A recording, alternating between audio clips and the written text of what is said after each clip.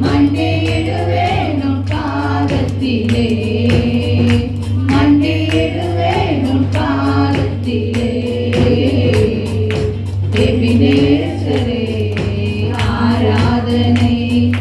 துணையாளரே ஆராதனை, எபினேசரே ஆராதனை, என் துணையாளரே ஆராதனை. லூக்கா 3ஆம் அதிகாரத்துக்குள்ள ஒரு சம்பவத்தை நாங்கள் வாசித்து சீக்கிரமாக வாசித்து நம்ம திருவிழுந்துக்கிறாக போகலாம். சரிங்களா? எல்லாம் சந்தோஷமாக இருக்கிறீங்களா? எல்லாம் சந்தோஷமாக இருக்கணும். அவைக்குரிய சபைக்கு வரவங்க என்ன செய்யணும்? கவலை, துன்பம், வேதனைலாம் என்ன செய்யணும்? தூக்கி எரிஞ்சிட்டு வந்துடணும். சரியா? அப்போ இந்த யோவான் ஞானஸ்தானம் கொடுக்குறா, அதுதான் ஃபர்ஸ்ட் டைம். சரி, அப்போ ஒரு புதிய ஒரு காரியம் நடக்குது. ஸோ அந்த சம்பவத்தில் இருந்து நம்ம ஒரு சில காரியத்தை நாங்கள் பார்க்கலாம். சரியா? 3ஆம் அதிகாரத்தில் 6லேருந்து வாசிப்போம்.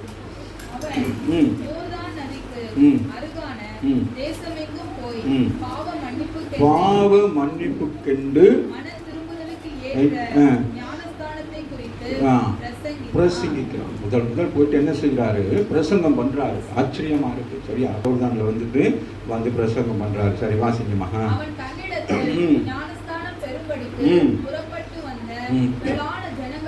நோக்கி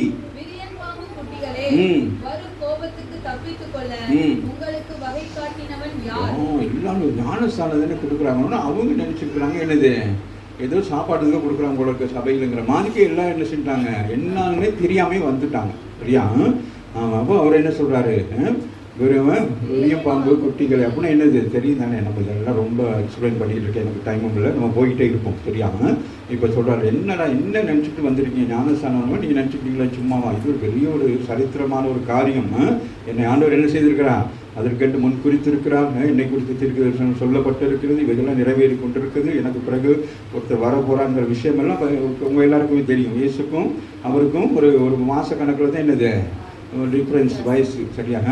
அப்போ 2 பேரும் ஓரளவுக்கு சிநேகிதராகவும் இருந்திருப்பாங்க. அம்மாவும் இல்லையா? எலிசபெத்தும் மரியாவும் எப்படி இருந்திருப்பாங்க? அவங்க வயசான அம்மாவாக இருந்தாலும் இந்த அம்மாவோட என்ன செஞ்சாங்க?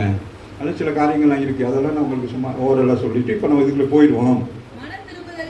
பாருங்க என்ன சொல்கிறாருங்க. ஞானஸ்தானம் என்பது என்னதான்? மனம் திரும்புதலுக்கானது தான். ஆமீனே. அப்போ மனம் திரும்பாமல் நம்ம என்ன செய்யக்கூடாது? ஞானஸ்தானம் எடுக்கக்கூடாது. அப்போ ஞானஸ்தானம் எடுக்க நம்ம ஆயத்தப்படுறதுனா முதல் நம்ம என்ன செய்ய வேண்டும்? நம்முடைய வாழ்க்கையில் இருக்கிற காரியங்களெல்லாம் நம்ம என்ன செய்யணும்? அப்புறப்படுத்தணும். சரியா? அப்புறப்படுத்தினதுக்கு பிறகு தான் நம்ம முழு மனிதானதுக்கு பிறகு நமக்காக ஒரு நம்பிக்கை வந்த பிறகு தான் நம்ம என்ன செய்யணும்? ஞானஸ்தானத்துக்கு ஒப்பு கொடுங்க. யாராச்சும் ஒருத்தர் சொல்கிறாங்களா அது நான் இப்போ அப்படியெல்லாம் இருக்கக்கூடாதுன்னு அதுக்காக தாமதிச்சுக்கிட்டே இருக்கக்கூடாது. இனி காலங்கள் நிறைவேற காலமாக இருக்கனால நம்ம அப்படியே இருக்கக்கூடாது. சரியா? வாசிங்க. ஏற்ற கனிகளை கொடுங்கன்னு சொல்றாரு. அப்போ அவங்களுக்கு என்னன்னே தெரியாது. என்னடா கனி கொடுக்க சொல்றாங்க, என்னதாக வியாபாரம் பண்ணணுமா என்னன்னே தெரியல. ஏன்னா இது ஃபர்ஸ்ட் டைம் நடக்கிற சம்பவம். ஆபிரகாம் இவங்க என்ன நினைக்கிறாங்க அப்படின்னா என்னது? நாங்கள் அப்படின்னா என்னது? நாங்கள் விருத்த சேதனம் பண்ணப்பட்டவர்கள், ஆகவே எங்களுக்கு என்னது ஞானஸ்தானம் தேவையில்லை. நாங்களும் ஆபிரகாமுடைய சந்ததிகள், நாங்கள் பரலோகத்துக்குன்னு நியமிக்கப்பட்டிருக்கிறோம், தெரிந்து கொள்ளப்பட்டவர்கள். அப்படி ஆனால் நல்லா கவனித்துக் கொள்ளுங்க. என்னதான் தெரிந்து கொள்ளப்பட்டவர்களாக இருந்து அழைக்கப்பட்டவர்களாக இருந்தாலும் அவர்கள் என்னது மனம் திரும்பி ரட்சிக்கப்பட்டாதான் பரலோகராட்சி. ரட்சிப்பு தான் மிக முக்கியமான விஷயம். அப்போ அதனால இவருக்கு சொல்றாரு. இப்போ இவங்கெல்லாம் பேசிக்கிட்டாங்க, என்னது ஞானஸ்தானம் எடுக்கணும், என்னது இந்த பரலோகத்தை பற்றி நம்மளாம் யாரு ஆண்டாம் சந்ததி, நம்மளும் விருத்திச்சேதனம் பண்ண நம்ம யூதர்கள், நம்முடைய தேவன். ஆமாம். அப்போ அதனால புதுசாக ஒரு கேட்டகரி கொண்டு வராங்க. யாரும் கிறிஸ்துவ நம்மளாம் அதெல்லாம் நமக்கு தேவையில்லை அப்படிங்கிற மாதிரி இருக்கிறது தான் அவருக்கு தெரிஞ்சுட்டு. யாருக்கு? யோவானுக்கு தெரியுது. சொல்ல வாசிங்க.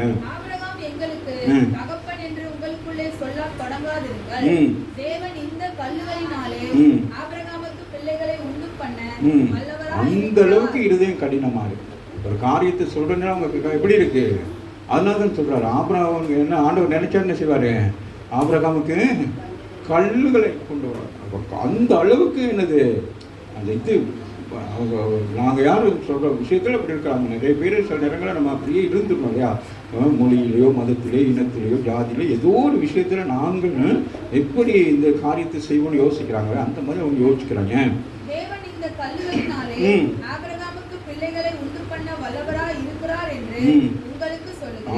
சொல்லுகிறார். நினைச்சாருன்னா அவர் எது வேணாலும் செய்வார். அம்மாவே இல்லையா? இல்லாதவைகளை அழைக்கிறது. ஆவியானது ம். மரங்களின் வேர் அருகே நல்ல வைத்திருக்கிறது. பிரசங்கம். யோவான் பயங்கரமா பிரசங்கம் பண்றாரு. என்ன பண்றாரு? ஏய் நீங்களாம் என்ன செய்றீங்க? பெருசா பேசிக்கிட்டு இருக்கீங்களே, ஆனா என்னது கோடாரி எங்க வச்சிருக்கு? உங்க வேர் என்ன என்னது? கால் கடியில வச்சிருக்கு. நீங்க ஞானஸ்தானம் பெறாம இப்படி சுத்திக்கிட்டு இருந்தீங்கன்னா என்னது? ஆமா, நியாயத்திற்குள்ள உங்களை தூக்கி போய் என்ன செய்வாங்க? எரிகிற தூக்கி போட்டுருவாங்கன்னு சொல்றாரு. ஆகையால் நல்ல கனி கொடாத மரமெல்லாம் வெட்டுண்டு அக்கினியிலே போடப்படும் என்றார். அதை சொல்றாரு. நீங்க ஒருத்தரும் அப்படியே பேசிக்கிட்டே இருந்தீங்கன்னா என்ன செய்யப்படுவீங்க? நீங்கள் என்னது? அக்கினினா என்னது? நரகம். அவ்வளவுதான் சொல்றாரு. நீங்க அப்படியே ஆபிரகாமுடைய சந்ததி சொல்லி வெயிட் பண்ணிக்கிட்டே இருந்தீங்கன்னா உங்களுக்கு என்னது? ஞானஸ்தானமும் கொடுக்க முடியாது. அதனால நீங்க என்ன செய்ய முடியும்? உங்களோட கேள்வி வருமே, ஆமே அந்த 3 பேரில் ஒருத்தர் என்ன செஞ்சார்? ஞானஸ்தானமே பெறலை, ஆனால் அவர் எங்கே போயிட்டாருன்னு. இவைகளாம் நம்ம கேட்கக்கூடாது. இந்த மாதிரியான சில குருட்டு கேள்விகள்லாம் சில பேர் கேட்பாங்க. வேதத்தை வச்சுக்கிட்டு இப்படின்னா அப்படின்னா இப்படின்னு வாங்க. நமக்கு இப்படியெல்லாம் தேவையில்லை. வேதத்தில் என்ன சொல்லப்படுகிறதோ அதை நம்ம சரியாக கேட்டு அதன்படியாக நாங்கள் நடக்க வேண்டும். அப்பொழுது இப்போ முதலாவது நாங்கள் பார்க்குறோம் 3 ஆட்களை பார்க்குறோம், 3 கேட்டகரிஸ் பார்க்குறோம். சரியா? முதலாவது ஜனங்கள் அங்க கூடி இருந்த ஜனங்கள் கேட்கிறாங்க, அப்படின்னா என்ன செய்யணும்? ஞானஸ்தானத்துக்கு நாங்க என்ன செய்யணும்? கனி கொடுக்கிறோம், என்ன செய்ய வேண்டும்? நாங்க ஆபிரகாமுடைய பிள்ளைகள் இல்லைன்னு சொல்றோம்னா நாங்க என்ன செஞ்சா நாங்க என்ன செய்யுது பல்லவர் ராஜ்யத்துக்கு போகலாம் அப்படின்னு சொல்லி கேட்கிறாங்க. அவர்களுக்கு அவன் பிரதியுத்தரமாக 2 அங்கிகளை உடையவன் இல்லாதவனுக்கு கொடுக்க கடவன், ஆகாரத்தை உடையவனும் அப்படியே செய்ய கடவன் என்றார். அப்ப முதலாவது ஜனங்களுக்கு சொல்றாரு ஒரு காரியம், என்ன செய்யணும்? கொடுங்கள். சொல்லுங்க, கொடுக்கணும். அவ்வளவுதான். 2 இருந்தா என்ன செய்யணும்? மற்றது கொடுங்க. அப்ப எப்படி இருந்திருப்பாங்க? எதையுமே மற்றவங்களுக்கு கொடுக்காத அளவுக்கு மனசு கடினமா இருக்கு இல்லையா? எதையுமே விட்டு கொடுக்காதவர்கள். சரியா? அப்ப அந்த வைராக்கியம் உள்ளவர்கள், விட்டு கொடுக்காதவர்களை பார்த்து சொல்ற ஒன்று 2 இருக்கா, அதை நீ என்ன செய்யணும்? இன்னொருத்தனும் கொடு அப்படின்னு சொல்லி யாருக்கு சொல்றாரு? கூடியிருந்த ஜனங்களுக்கு. இப்ப அடுத்து ஆயக்காரர்கள்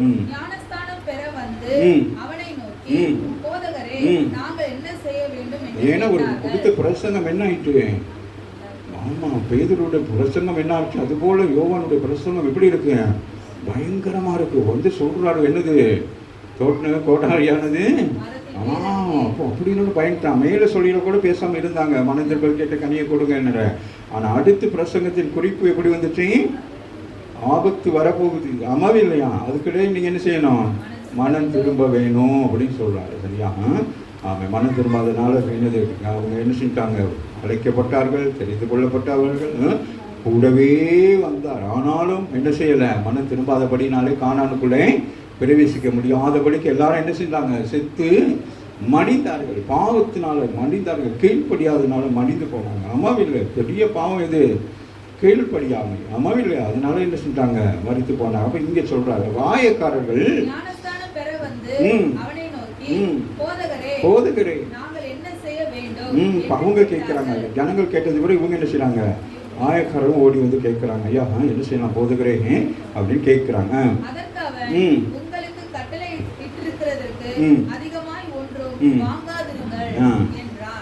இவங்க என்ன செய்யணும்? அவங்க என்ன செய்யணும்? ஜனங்கள் என்ன செய்யணும்? கொடுக்கணும். ஆயக்காரர்கள் வாங்கக்கூடாது. சரி, அப்ப அப்படின்னா என்னது? பரிதானம். யார் வாங்கினது? சகைவு வாங்கிட்டு என்ன செஞ்சாரு? மரத்துல ஏறி உட்கார்ந்துருந்தாரு. ஆமாம் இல்லையா? இப்ப பரிதானம். ஏன் என்னது? லஞ்சம் தானே சொல்றோம். அது சொல்றாரு. நீங்க என்ன செய்யக்கூடாது? மற்றவங்களை கஷ்டம், அது என்னது? கஷ்டப்படி தானே வாங்குறோம். லஞ்சம் வந்து என்னது? சும்மாவா? என்னது? மற்றவங்கிட்ட கஷ்டப்படுத்தி எனக்கு இவ்வளோ கூட அவ்வளோ கூட சொல்றதுனால சொல்ற. ஆயக்காரரை பார்த்து ஞானசனம் பெற்றுட்டு நீ என்ன செய்யக்கூடாது? நீ என்ன செய்யக்கூடாது? ஞானசனம் வாங்கின போய் என்ன செய்யக்கூடாது? அம்மாவும் இல்லையா? வட்டிக்கு என்ன செய்யக்கூடாது? விடவும் கூடாது, வாங்கவும் கூடாது. அம்மாவும் இல்லை. இப்போ நம்ம கேட்டகரிக்கு வாங்க, நம்மளுடைய சூழ்நிலைக்கு வாங்க. நம்ம ஏதாச்சும் ஒரு தப்பாக ஒன்று செஞ்சுக்கிட்டு இருந்தோம்னா அதை நம்ம என்ன செய்யக்கூடாது? அது செய்யக்கூடாது. அது தெய்வனுக்கு பிரியமில்லாத இருக்கும். ஒருவேளை நீங்கள் இந்த பேங்கில் எதுவும் லோன் எடுக்கிறீங்க, அதுக்கெல்லாம் போயிட்டு எதுவும் பண்ணுறீங்களா, அது உலகத்தார் செய்கிற போல நம்ம உலகத்தாரெல்லாம் சேர்த்து வச்சுக்கிட்டு நீங்களும் அதை செஞ்சு அப்புறம் அவன் கொடுக்காட்டி நீங்கள் ஒழிஞ்சு கடன் போட்டுக்கிறது தான் தேவன் நாம தூசிக்கப்படும். அதனால உங்கள் லிஸ்ட்டில் நீங்கள் இன்றைக்கி கவனமாக இருக்கணும். நம்ம அப்படி ஒன்று செஞ்சுக்கிட்டு இருந்தால் கூட நீங்கள் என்ன செய்யணும், அதுகளெல்லாம் நம்ம என்ன செய்யக்கூடாது. ஒரு வேலை அப்படி இருந்துச்சுன்னா நம்ம கர்த்தருடைய பிள்ளைகளாக இருந்து சில காரியங்களை செஞ்சோம்னா நமக்கு அது ஓரளவுக்கு நல்லா இருக்கும். ஆனாலும் அது தவிர்க்கிறது ரொம்பவும் நல்லது. சரியா, சில காரியத்தை நம்ம உதவி செய்கிறோம் அப்படின்னு சொல்லிட்டு நம்ம என்ன செய்யக்கூடாது, தேவனுக்கு பிரியமில்லாத காரியங்களை செய்யக்கூடாது. அதனால சொல்றாரு, ஆயக்காரரை பார்த்து சொல்றாரு, உங்களுக்கு என்ன செய்ய என்ன சொல்றாரு, என்னமா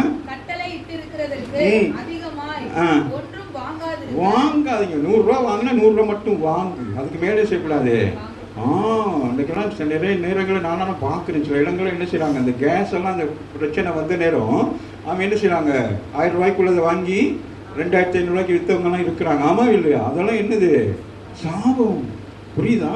அவங்க எவ்வளோ கஷ்டப்பட்டு அதை செய்வாங்க. அப்படி சின்ன சின்ன விஷயங்கள் தான். ஆனால் கவனமாக இருக்கணும். வியாபாரம் பண்ணாலும் கவனமாக இருக்கணும். 10 ரூபாய்க்கு வாங்கினா 11 ரூபாய்க்கு விற்கணும்னா அது நமக்கு லாபம், அது நமக்கு பெரிய லாபமாக இருக்கும். சரியா? அதை விட்டுட்டு 10 ரூபாய்க்கு வாங்கி 20 ரூபாய்க்கு விற்றோம்னா என்ன ஆகும்?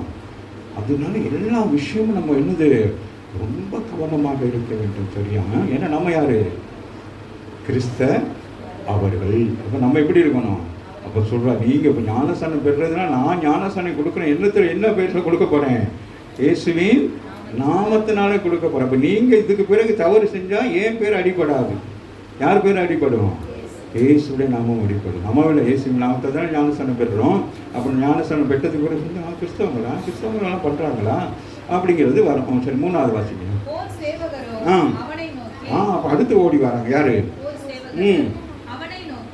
நாங்கள் என்ன செய்ய வேண்டும் என்று கேட்டார்கள். அதற்கு அவன், நீங்கள் ஒருவருக்கும் இடுக்கண் செய்யாமலும் பொய்யாய் குற்றச்சாட்டாமலும் உங்கள் சம்பளமே போதும் என்றும் இருங்கள். போதும் என்று. முதலாவது என்னது, கொடுக்கணும். 2வது வாங்கக்கூடாது. 3வது போதும் என்கிற மனமே. ஆமா, இப்போ நம்ம என்ன சொன்னோம், போதும். புரியுதா? ஏன்னா அவங்க பாருங்க, முதல் ஜனங்கள். சரியா? ஜனங்கள்கிட்டே சொல்றாரு, நீங்க என்ன செய்யுங்க, இருக்கிறத என்ன செய்யுங்க, 2 வந்தா என்ன செய்யுங்க, 1 கொடுத்து விட்டுருங்கன்னு சொல்றாரு. 2வது யார்? ஆயக்காரர்கள். யாரு? முக்கியமானவங்க. அவங்க என்ன செய்றாங்க, இல்லாதவங்க கிட்ட வாங்குறவங்க. ஸோ அதனால் சொல்ல, நீங்கள் என்ன செய்யக்கூடாது, வாங்கக்கூடாது. என்ன வாங்கக்கூடாது? அதிகமாக வாங்கக்கூடாது அப்படின்னு சொல்லி. 3வது என்னது, அவங்களும் என்ன செய்றாங்க, இடுக்கம் செய்யாமலும் பொய்யா குற்றம் சாட்டாமலும் உங்களுக்கு கிடைக்கிற சம்பளம் போதும், மொத்தது என்னது, கிம்பளம் வாங்கக்கூடாது அப்படின்னு சொல்லி சொல்றாரு. இப்போ இதுதான் ஞானஸ்தானத்துடைய முதல் பகுதியாக யாரு, யோவான் பிரசங்கம் பண்றாரு. சரியா? இதை குறித்து நம்ம சுருக்கமாக பார்ப்போம். யோவான் அதிகாரத்தை எடுத்துக்கிட்டிங்கன்னா அங்கே ஒரு சம்பவம் இருக்குது. அதை வாசிச்சுட்டு நம்ம அதே திருவண்ணத்துக்காக போகலாம். யோவான் 3ஆம் அதிகாரத்தில் அப்படியே வாசிங்க. 3 வாசிங்க. இயேசு அவனுக்கு பிரதியுத்தரமாக, 1 வாசிங்களேன். யூதருக்குள்ளே அதிகாரியான நிக்கதோமு எனப்பட்ட பரிசேயன் ஒருவன் இருந்தார். அவன் ராக்காலத்திலே இயேசுவினிடத்தில் வந்து, ரபி, நீர் தேவனிடத்தில் இருந்து வந்த போதகர் என்று அறிந்திருக்கிறோம். ஏனெனில் ஒருவனும் தன்னுடனே தேவன் இராவிட்டால் நீர் செய்கிற இப்படிப்பட்ட அற்புதங்களை செய்ய மாட்டான் என்றான். இயேசு அவனுக்கு பிரதியுத்தரமாக, ஒருவன் என்ன செய்யணுமா, மறுபடி பிறவாவிட்டால் தேவனுடைய ராஜ்யத்தை காண மாட்டார்கள் என்று மெய்யாகவே உனக்கு சொல்லுகிறேன் என்று சொல்லுகிறார். ஒரு காரியத்தை 2 முறை சொல்லுகிறார். என்னது உறுதிப்படுத்துகிறார். சரியாக? வாசிங்க. அதற்கு நிக்கதோமு, ஒரு மனுஷன் முதிர் வயதாய் இருக்கையில் எப்படி பிறப்பான்? அவன் தன் தாயின் கர்ப்பத்தில் 2ஆம் தரம் பிரவேசித்து பிறக்க கூடுமோ என்றான். அவருக்கு தெரியல என்னன்ட்டு. இங்க இயேசு சொன்ன காரியம் அவருக்கு விளங்கல. அதனால சொல்றாரு, இது இப்படி நடக்குமா, இது என்ன புதுசா சொல்றாரு அப்படின்னு சொல்லிட்டு. அப்ப இயேசு சொல்றாரு, இயேசு பிரதியுத்தரமாக, ஒருவன் ஜலத்தினாலும் ஆவியினாலும் பிறவாவிட்டால் தேவனுடைய ராஜ்யத்தில் பிரவேசிக்க மாட்டான் என்று மெய்யாகவே உனக்கு சொல்லுகிறேன். அப்ப முதல் இயேசு என்ன சொல்றாரு, பிரதியுத்தரமாக ஒருவன் ஜலத்தினால் அப்படின்னு என்னது, தண்ணீரினால், யோவான் கொடுக்கிற ஞானஸ்தானம். 2வது அவர் கொடுக்கிற ஆசீர்வாதம், அவர் கொடுக்கிற ஞானஸ்தானம். அப்போ 2 ஞானஸ்தானம் இருக்குது. இப்போ அநேக கடந்த நாட்கள் அப்போஸ்தலர்கள் கூட நம்ம வாசித்தோம் இல்லையா? எல்லாரும் நிறைய பேர் என்ன இது பெற்றிருக்காங்க? ஞானஸ்தானம் ஜலத்தினால் மாத்திரம் பெற்று கொண்டிருக்கிறாங்க. இன்னைக்கு நிறைய பேர் என்ன பெறலை? ஆவின் அபிஷேகம் பெறலை. சில பேர் பெற்று அந்த அனுபவம் இல்லாமல் இருக்கிறாங்க. பெற்றிருக்கிறாங்க சரியா, ஆனால் அவங்களுக்கு என்ன இல்லை. அதனால தான் ஞானஸ்தானம் கொடுக்கிறவங்களுக்கு நம்ம என்ன செய்ய வேண்டும்? பேதுரு அங்கே பிரசங்கித்து கொண்டிருக்கிற போது கர்த்தருடைய வார்த்தை கேட்ட ஜனங்கள் என்ன செய்தார்கள்? அபிஷேகத்தினால் நிரப்பப்பட்டது பிறகு சொல்றாரு, இவர்கள் நம்மை போல அபிஷேகம் பண்ணப்பட்டிருக்கிறபடினால இவர்களுக்கு ஞானஸ்தானம் கொடுப்பதற்கு தடை இல்லை அப்படின்னு சொல்லிட்டோம். அப்போ முதலாவது என்ன செய்யணும்? இப்போ உங்களுக்கு ஞானஸ்தானம் கொடுக்கணும்னாலும் உங்களை உட்கார வச்சு நம்ம டீச் பண்ணுறது மட்டும் இல்லை, அவர்கள் என்ன செய்யணும்? அபிஷேகத்தில் நடத்தும் சரியா. ஒரு ஆவிக்குரிய சபைக்கு நீங்கள் வர்றதுனால முதல் உங்களுக்கு என்ன செய்யணும்? உங்களுக்கு ஆவின் அபிஷேகத்தை குறித்து அது உங்களுக்கு என்ன செய்யும், அது எப்படி நடத்தும், அதோடைய நடத்துதல் என்ன, இவை எல்லாவற்றையும் உங்களுக்கு கற்றுக் கொடுத்து தான் என்ன செய்ய வேண்டும்? அடுத்து ஞானஸ்தானம். அப்போ நீங்கள் உறுதியாக ஞானஸ்தானம் பெறுகிற பொழுது உங்களுக்குள்ளே மனதுக்குள்ளே ஒரு விருப்பம் வரும். என்ன விருப்பம் வரும்? ஆண்டவராக இயேசு கிறிஸ்து பூமியிலே அவர் மாமிசமாக இருந்து ஞானஸ்தானம் பெறுகிற வேலையிலே பெற்று வெளியிலே வருகிற பொழுது என்ன ஆக்கப்பட்டார்? இயேசு என்னவானார்? கிறிஸ்துவ ஆக்கப்பட்டு கிறிஸ்துவுக்கு மேலே அபிஷேகம் வந்தது. ஆமாம். அப்போ அந்த அபிஷேகம் நமக்கு என்ன வரும்? அப்போ நம்ம விசுவாசிக்கிறோம் இல்லையா? அப்போ நமக்கு கிடைக்கும். ஒரு ஆமீன் சொல். இப்போ நிறைய நேரங்களில் சில இடங்களில் ஆமாம் ஞானஸ்தானம் கொடுக்கலன்னா அவர்கள் என்ன செய்யப்படுவார்கள்? வெளியில் எழும்புகிற பொழுது என்ன செய்வார்கள்? அபிஷேகத்தினால் எழும்புவாங்க. சில பேர் அந்நிய பாஷை பேசுவாங்க. அப்படின்னா அனுபவங்கள் இருக்குது சரியா. ஸோ அதனால் நம்ம அதான் இங்கே சொல்கிறாரு. இயேசு கொஞ்சம் 2வது செக்ஷனுக்கு வந்துட்டாங்க. முதல் அவர் சொன்ன காரியத்தை விட இவர் என்ன செய்கிறாரு? இன்னொரு விஷயத்தை சொல்கிறாரு. வாசிங்க மகன். ஒருவன் ஜலத்தினாலும் ஆவியினாலும் பிறக்கலனா அங்கே போக முடியாதுன்னு சொல்கிறார். தேவராஜ்யத்துக்குள்ள போக முடியாது. தேவனுடைய ராஜ்யத்தில் பிரவேசிக்க மாட்டான் என்று மெய்யாகவே மெய்யாகவே உனக்கு சொல்லுகிறேன். மாம்சத்தினால் பிறப்பது மாம்சமாய் இருக்கும், ஆவியினால் பிறப்பது ஆவியாய் இருக்கும். நீங்கள் மறுபடியும் பிறக்க வேண்டும் என்று நான் உனக்கு சொன்னதை குறித்து அதிசயப்பட வேண்டாம். அப்ப சொல்ற மறுபடியும் பிறக்கிறது குறித்து நான் சொல்றதை பற்றி நீ அதிசயப்பட வேண்டாம். நீ ஒரு யூதன், உனக்கு இது தெரிய வேண்டும். என்னது இந்த விஷயம்? இப்படிதான் நடக்குது, இதுதான் காலகாலமா நடக்குது, யோவான் நாட்கள்ல நடந்து கொண்டிருக்கு. இப்போ நான் என்ன செய்கிறேன்? அதே காரியத்தை உங்களுக்கு வெளிப்படுத்துகிறேன் என்று சொல்லுகிறேன். சரி, இதை குறித்து அப்போஸ்தலர் 2ஆம் அதிகாரத்தில் ஒரு சில காரியங்களை பார்த்து நம்ம அப்படி முடிக்கலாம் சரியா. 2ஆம் அதிகாரத்தில் 37 வாசிங்க. இதை அவர்கள் கேட்டபொழுது அப்போ என்னது? பெந்தெகோஸ்து நாளுக்கு பிறகு என்ன நடக்குது? மேல் மாடியில் எல்லாரும் அபிஷேகம் பண்ணப்பட்ட பிறகு அங்கே கூடியிருந்த யூதர்கள் என்ன சொல்கிறாங்க? இது என்ன புதிதாக இருக்கிறது, புதிய ஒரு இதாக இருக்குது. ஒவ்வொரு முறையும் வந்துட்டு போவாங்க. இங்கே எருசலேமுக்கு வருவாங்க. அந்த என்னது அந்த பண்டிகை கொண்டாடுவார்கள், அறுப்பின் பண்டிகை கொண்டாடுவார்கள். கொண்டாடி முடிந்த பிறகு அவர்கள் போகிற பொழுது தாவீதுடைய கல்லறைக்கு நேராக போய் அவர்கள் இப்படிப்பட்ட ஒரு ராஜா எங்களுக்கு தேவைன்னு சொல்லி அழுது புடம்பிட்டு போகிற நேரத்தில் அந்த கல்லறைக்கு மேலே இருக்கிற மாடியில் இங்கே 120 பேர் என்ன செய்கிறார்கள்? அதிகாலையில் எழுப்பி என்ன செய்கிறாங்க? துதிக்க ஆரம்பிக்கிறாங்க. பெந்தெகோஸ்து நாளில் என்னும் நாள் வந்த பொழுது அவர்கள் எல்லாரும் ஒருவனப்பட்டு ஒரு இடத்திலே வந்திருந்தார்கள். அப்பொழுது பலத்த காற்றடித்தது. இந்த சம்பவம்லாம் அங்கே நடக்கணும்னா இங்கே வந்தவங்களுக்கு என்னது? அவங்க எல்லா நாட்டிலேருந்து வந்திருக்காங்க. கிட்டத்தட்ட பாருங்கள் எவ்வளோ நாடுகள் பேரெல்லாம் சொல்லப்பட்டிருக்கு இல்லையா. ஸோ அவ்வளோ பேர் வந்து ஆச்சரியப்படுறாங்க, என்னதான் நடக்குது அப்படின்னு சொல்லி. கடைசியில் அவங்க என்ன செஞ்சாங்க? இவர்கள் ஏதோ மதுபானம் காலையில் என்ன செஞ்சாங்க? மதுபானம் அப்படின்னா தெரியும் தானே, குடிச்சிட்டு தான் எல்லாரும் ஏதோ உடம்பிட்டு கிடக்குறாங்க அப்படி சொன்னோன்னு யாருக்கு? பேதுருக்கு என்ன உண்டாகிட்டு? அப்போ எப்படி பாருங்களேன், பரிசுத்த ஆவியானவருக்கு விரோதமாக பேசணும்னு என்ன செஞ்சுட்டேன்?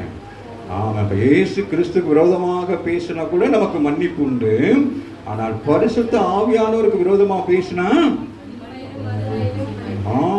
அதனால டக்குன்னு வீர் கொண்டு எழும்பி வாசிக்க 14ஆம் வசனம். பேதுரு நிற்கிறார். 11 பேர் நிற்கிறாங்க, இவர் நிற்கிறாருங்க. அவர்களை நோக்கி உரத்த சத்தமாய், யூதர்களே, எருசலேமில் வாசம் பண்ணுகிற ஜனங்களே, நீங்கள் எல்லாரும் அறிந்து கொள்வீர்களாக என் வார்த்தைகளுக்கு செவி கொடுங்கள் என்று சொல்லி இப்ப பிரசங்கம் பண்றாரு. பைபிள்ல ஒண்ணுமில்ல, அப்படியே பழைய ஏற்பாட்டில் உள்ள சம்பவங்கள் எல்லாம் சொல்லி, சங்கீதம் அப்படி இப்படி எல்லாம் சொல்லி எல்லாம் கதி கலங்கி போய் நிற்கிறாங்க. யாரு? வந்த யூதர்கள் எல்லாம் கதி கலங்கி போய் நிற்கிறாங்க. என்ன நடக்க போகுது, எது நடக்க போகுதுன்னு தெரியல. எவ்வளோ ஆக்ரோஷமாக பேசிக்கிட்டு இருக்கிறார். ஆமாம் இல்லையா? யோசித்து பாருங்களேன். இப்போ நீங்கள் இதெல்லாம் நீங்கள் வீட்டில் போய் வாசிக்கலாம். சரி, அப்போ இதெல்லாம் பண்ணோன்னே டக்குன்னு 37 சொல்லுது, இதை அவர்கள் கேட்ட பொழுது இருதயம் என்ன ஆயிட்டு, ஐயோ இயேசு நமக்காக வந்தது. அவங்க என்னது அறியாதபடி அவங்களோட கண்கள் என்னவாயிருந்தது, குருட்டாட்டமாக இருந்தபடினாலே இப்போ அவங்களுக்கு தெளிவு உண்டாகுது. ராமின்னு சொல்லு. ஆமாம், இப்போ நீங்கள் ரட்சிக்கப்பட்ட பிள்ளைகளாகி நீங்கள் சுவிசேஷம் அறிவிக்கிற பொழுது மற்றவங்களுடைய கண்கள் என்ன செய்யப்பட வேண்டும், திறக்கப்பட வேண்டும். ஆமாவே இல்லையா? அதுதான் சுவிசேஷம். மனுஷனுடைய கண்கள் திறக்கப்படுது. ஏன்னா அவர் என்னது, இருளில் இருக்கிற ஜனங்கள் வெளிச்சத்தை கண்டான்னு சொன்னது போல நீங்கள் வெளிச்சமாக இருக்கிறீங்க. அப்போ இருளில் இருக்கிற ஜனங்களுக்கு நீங்கள் என்ன செய்யணும், உங்கள் வெளிச்சத்தை காட்டணும். அதுதான் நாங்கள் சொல்லுகிறார். நாங்கள் 3 பேருக்கு சொல்கிறாரு, நீங்கள் என்ன செய்யணும், கொடுங்கிறாரு, நீங்கள் என்ன செய்ய வாங்காதீங்கிறாரு. மற்றவர்கள் சொல்லுங்க, என்ன சொல்கிறாரு, போதும்னு இருங்க, தேவையில்லாததுக்கெல்லாம் ஆசைப்படாதீங்க, உங்களுக்கு இதுனா போதும், இவ்வளோதான், இது போதும், இதை விட நம்ம என்ன செய்யக்கூடாது. எந்த பொருளையும் நான் சொல்கிறேன், இதுவோ ஒன்று உங்களுக்கு பிரியமாக இருந்தால், அது உங்கள் கையில் பணம் இருந்தால் மட்டும் என்ன செய்யணும், அதுக்கு பிரயாசப்படுங்க.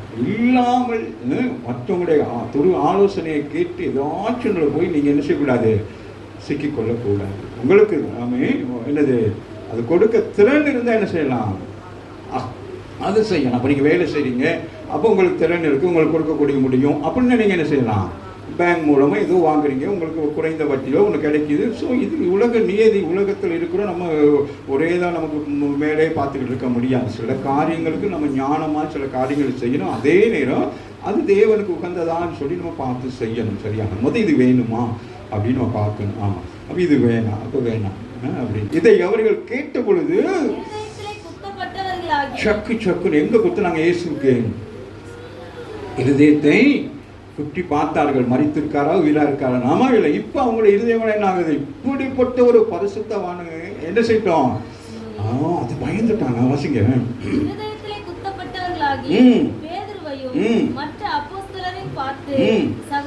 சகோதரரே, பிரதர்ஸ், நாங்கள் என்ன செய்யணும், இப்போ நாங்க என்ன செய்யணும், இப்போ இதுக்கு பிரதிபலன் என்ன? நாங்கள்லாம் சேர்ந்து இயேசுவை காட்டி கொடுத்து என்ன நடந்துட்டு யோசிச்சு பாருங்களேன். காட்டி கொடுத்து என்ன ஆகிட்டோம், என்ன சொல்லுங்களேன், காட்டி கொடுத்து என்ன செஞ்சோம், மறுதளிச்சிட்டோம் இல்லையா? இப்போ அதுக்கு முகாந்திரம் மனம் திரும்பி ரட்சிக்கப்பட்டால் நீங்கள் பரலோகத்தில் இயேசுடைய போயிருக்கலாம். ஆமா இல்லையா? யோசிச்சு பாருங்களேன். இப்போ உங்களுக்கு என்னத்தை கொடுக்குறாரு இயேசு, இந்த ஜனங்களுக்கு என்னத்தை கொடுக்குறாரு, மனம் திரும்புதலை கொடுக்கிறார். செய்த தவறை உணர்ந்தவங்க என்ன செய்ய வேண்டும், இல்லாட்டி ஏசு அந்த இடத்துல என்ன செய்ய, பிரசங்கமே பண்ணியிருக்க கூடாது. யாரு, பேதுரு.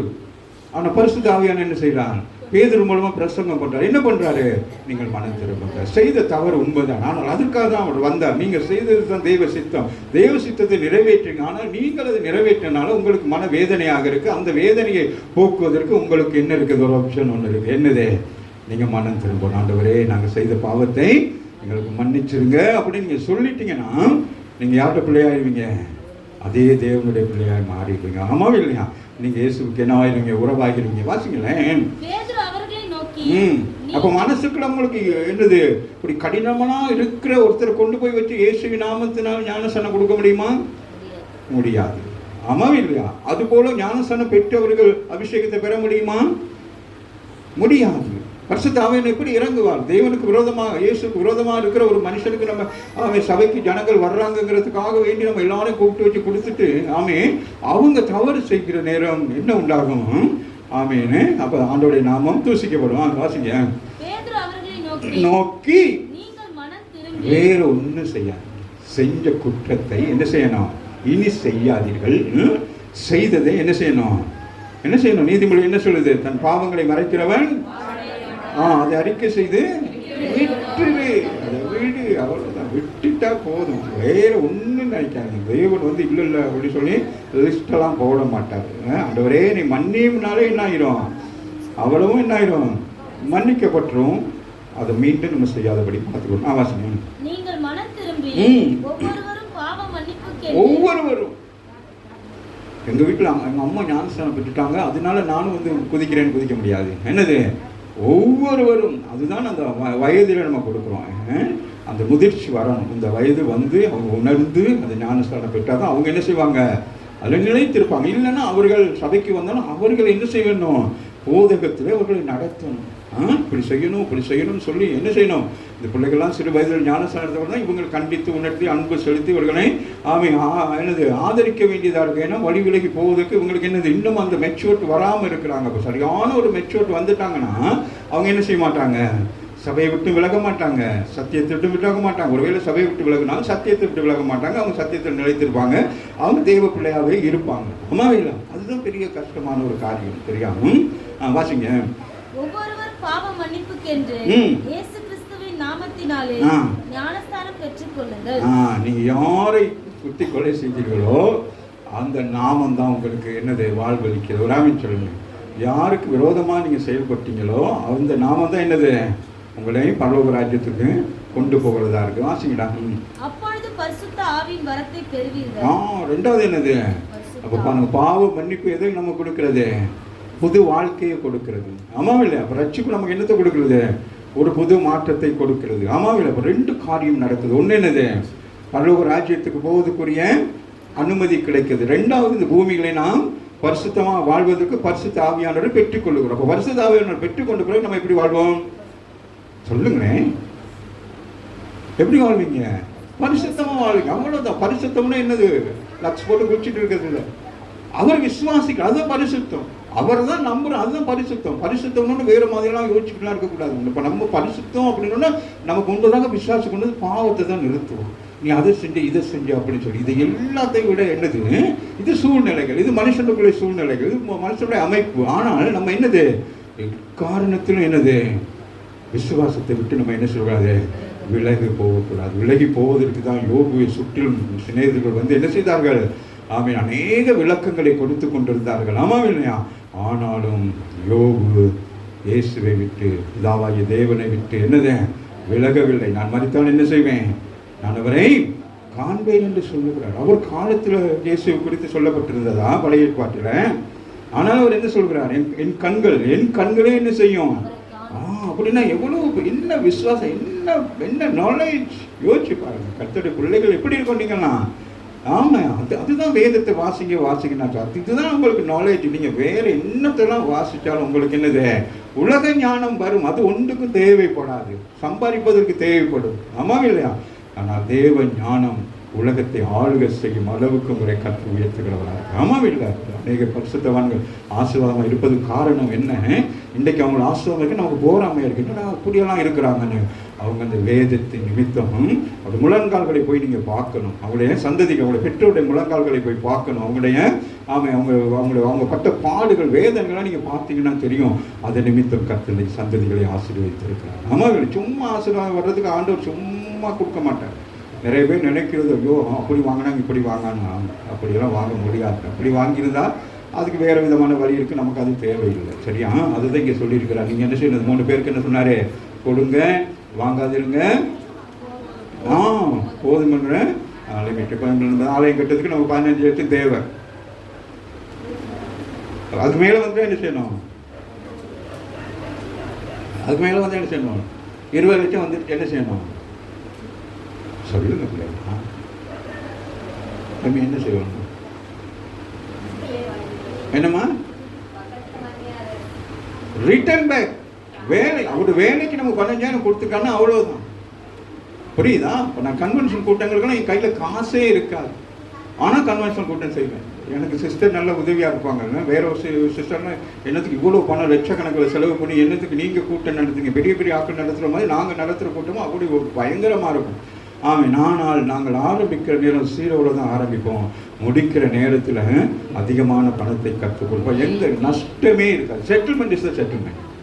இப்போ இந்த கூட்டத்துக்கு எங்களுக்கு 2 லட்சம்னா அந்த 2 லட்சத்துக்கு ஆண்டவர் கொடுப்பார். ஒரு ஸ்டாம்ப் வாங்குறது 15 பைசானா அந்த 15 பைசா மட்டும்தான் கொடுப்பார். அதுதான் ஆண்டவர் கொடுக்குறது.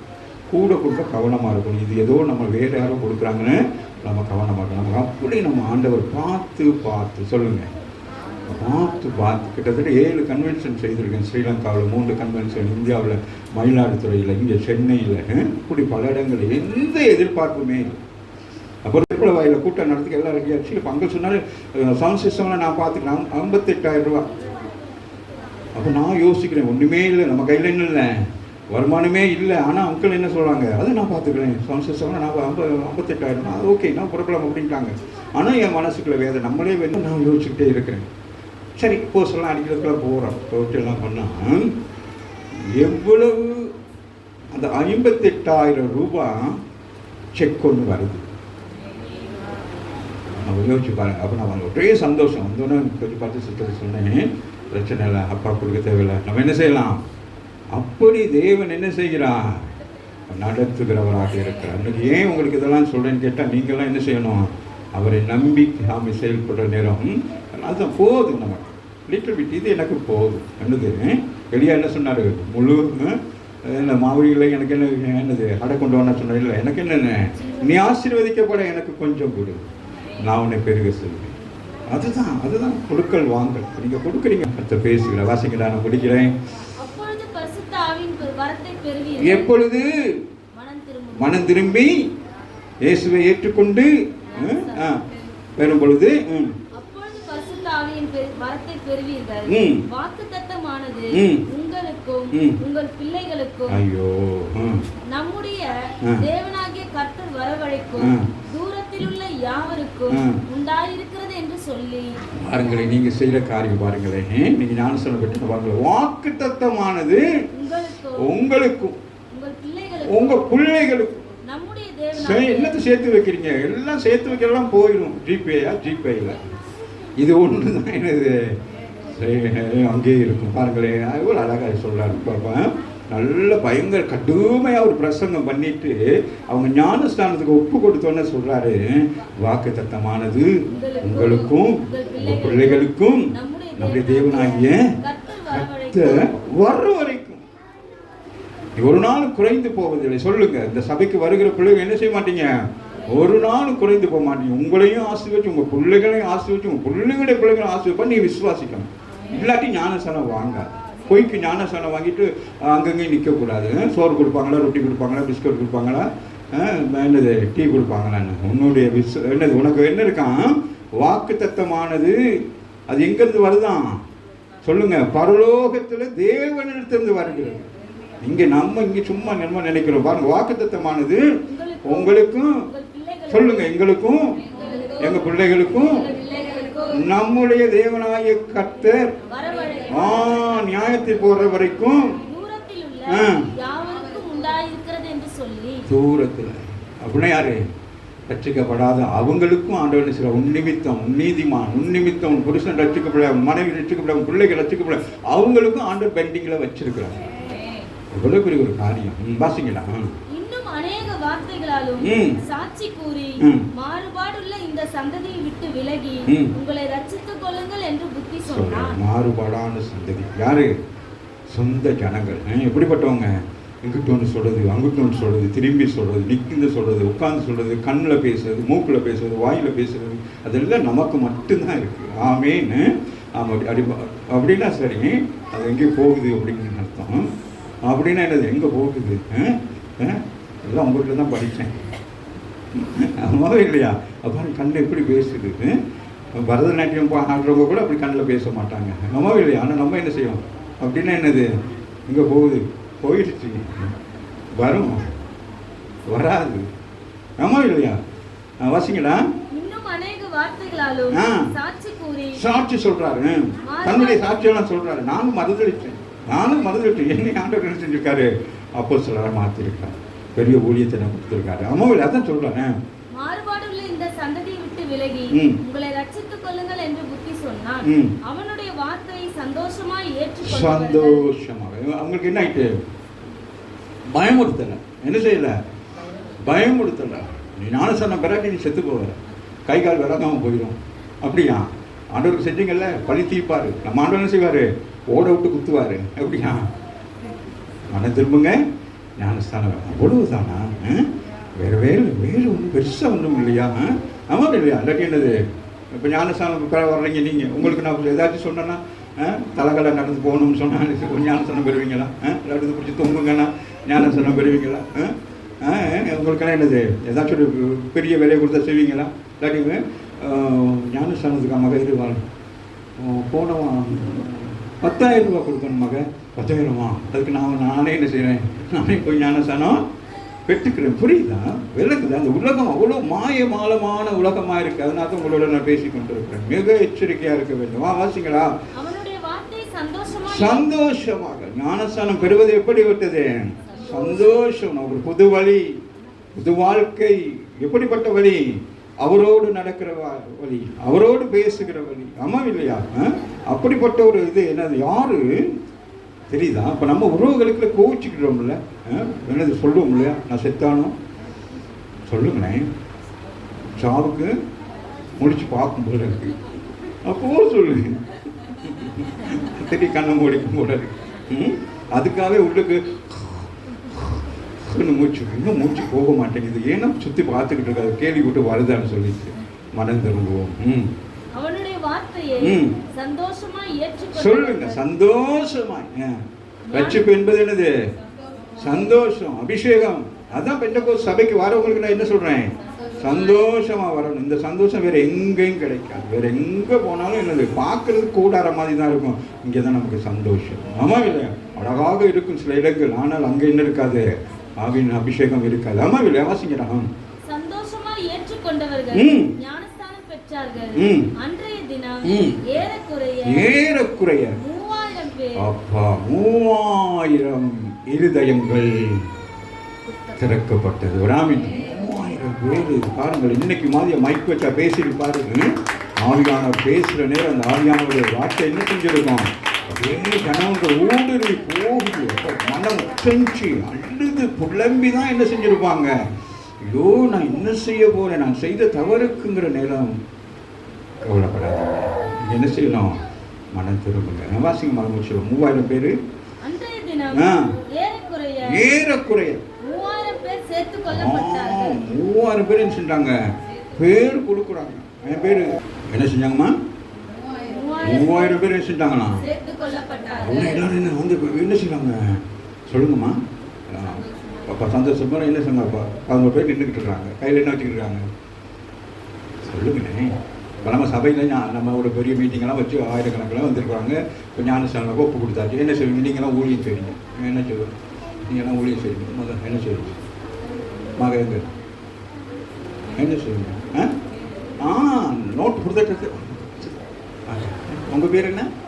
கதிர்வேலா? கதிர்வேலு. சரிங்க. உங்களுக்கு வேலு கதிர்னு பேரை மாற்றுவோம். எவ்வளோ சந்தோஷமா இருக்கு சொல்லுங்களேன். அவனா அப்படிப்பட்ட ஒரு சந்தோஷத்துக்குள்ள தானே இருக்கிறோம். ஆவின் அபிஷேகத்தை பெற்றனால சந்தோஷம் இல்லையா? ஆவிக்குரிய சபை சும்மா கவலைப்பட்டுக்கிட்டு அழுதுக்கு இருக்கிறதுக்கு இங்கே வந்து சத்தத்தை கேட்குறோம். ஸோ 3000 பேர் என்ன செஞ்சாங்கன்னா ஏற்றுக்கொள்ளப்பட்டாங்கன்னா. 2 கொரிந்தியர் பவுல் என்ன சொல்கிறான்னு பார்ப்போம் இல்லையா? 2 கொரிந்தியரில் வாட்சிக்கு நம்ம முடியும். சரியாக 11:30 நான் முடிக்க பார்க்குறேன். எங்கே முடிக்க விட மாட்டேங்கிறீங்களே, ரொம்ப இன்ட்ரெஸ்டிங்காக கேட்குறீங்க. போதும் பாஸ்டர் சொன்னால் நான் பண்ணிடுவேன். 5ஆம் அதிகாரம்